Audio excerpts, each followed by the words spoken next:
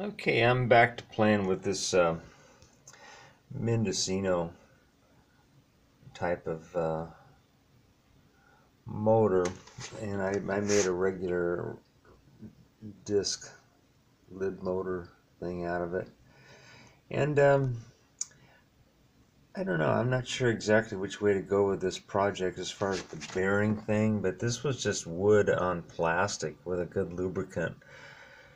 And I made a little tip using crazy glue and graphite, and you could go further with that idea. It's basically the floating pencil device, and there's all kinds of videos on how to make one of these floating pencil levitation device just using permanent magnets, and then the driver is just one of the solar waver types.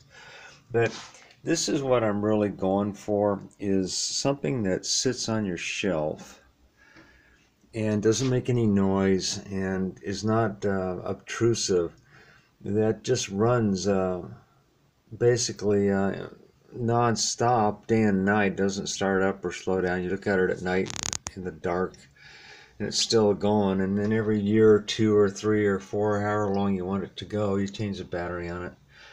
But this is just these solar wavers circuits with a battery put on it with a dropping resistor that slows down the current to the device.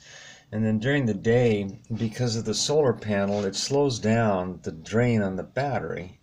And then during the night, the whole device slows down, but the amp draw goes up. And these are all in the microamp draws. Now this one there has a coin cell on it, a 3-volt coin cell. I've been watching it for weeks now, and it is dropping down. But you know what? If you could get 6 months out of one of these coin cells on a device that sits on your shelf, I don't have a problem with that at all, really. That's that ring magnet thing, and it wobbles around a little bit, but you know what? It's not stopping.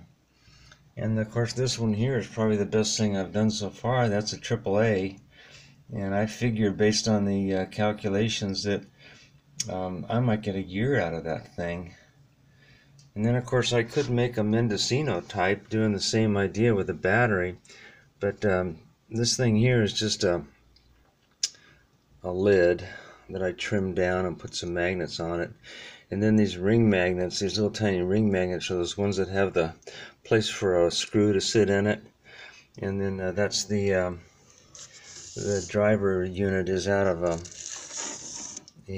solar waver. That's all that is. And if I put a battery unparalleled to that, maybe one of these coin cells, I could make a little curio item that sits on the shelf and does its thing. And what I do like about these solar waver drivers is they self-start. So if something happened and it stopped, it'll start itself back up again.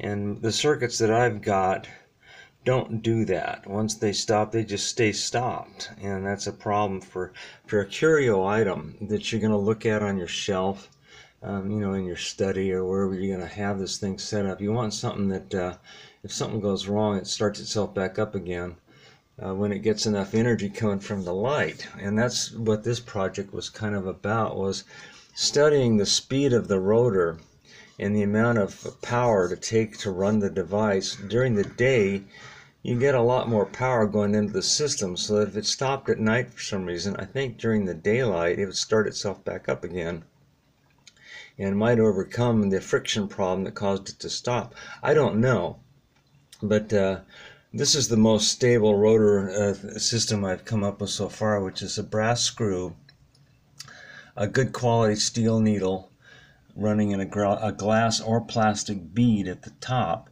with very, very good lubrication, good quality lubrication on it. And then this AAA battery has a 22K, 22,000 ohm resistor in series to the solar panel.